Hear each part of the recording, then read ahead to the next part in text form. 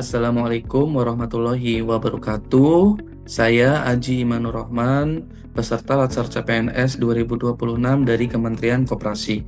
Kali ini saya akan sharing mengenai jurnal pembelajaran, refleksi, dan aktualisasi pada tanggal 4 Februari 2026. Kali ini pembahasan pertama adalah mengenai refleksi individu, aktualisasi nilai, cermin budaya, kerja di Kemenkop. Studi kasusnya adalah program Koperasi Desa Merah Putih.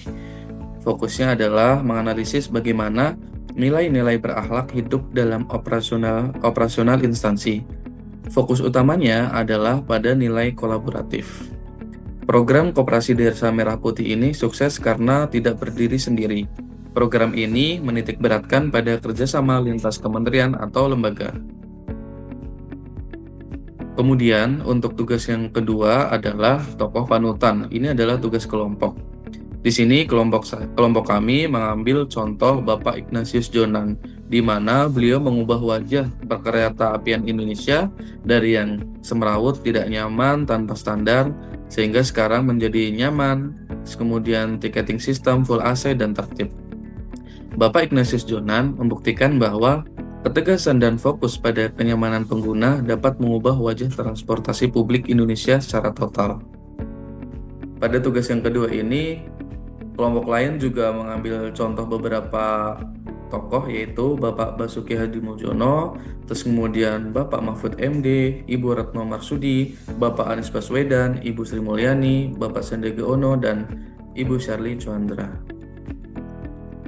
Pada tugas yang ketiga yaitu breaking the limitation. Nah, di sini kita ditantang untuk mengubah kebutuhan unit kerja atau masalah yang ada menjadi sebuah peluang. Saya ambil contoh kesulitan dalam memantau dan menganalisis riwayat pelatihan secara manual. Data ini tidak terintegrasi atau menyulitkan dalam pengambilan keputusan strategis. Tujuannya adalah menciptakan sistem yang memudahkan tim dan pimpinan dalam mengakses data secara real time. Usulannya adalah dengan menyusun dashboard data pelatihan secara terintegrasi. Yang pertama, visualisasi data lebih mudah karena tampilan grafis yang mudah dipahami. Kemudian, analisis data lebih cepat, membantu pimpinan melihat gap kompetensi yang ada. Kemudian, ini bisa dijadikan dasar data yang valid untuk merencanakan pelatihan selanjutnya. Kemudian, tugas yang keempat adalah benchmarking.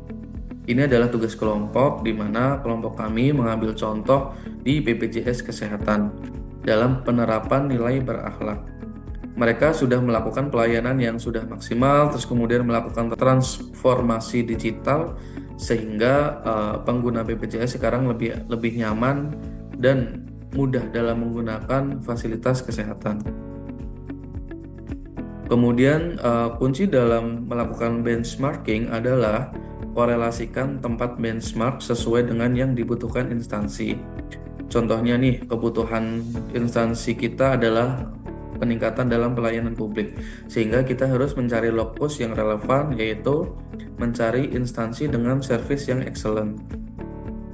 Jadi intisari pembelajaran di hari ini adalah yang pertama, belajar kolaborasi dari program KDKMP.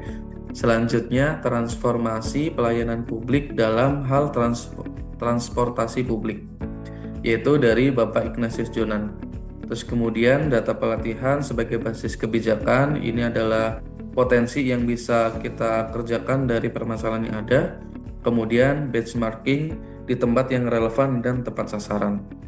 Berakhlak ini bukan sekedar hafalan, melainkan standar tindakan yang harus tercermin dalam setiap inovasi dan pelayanan.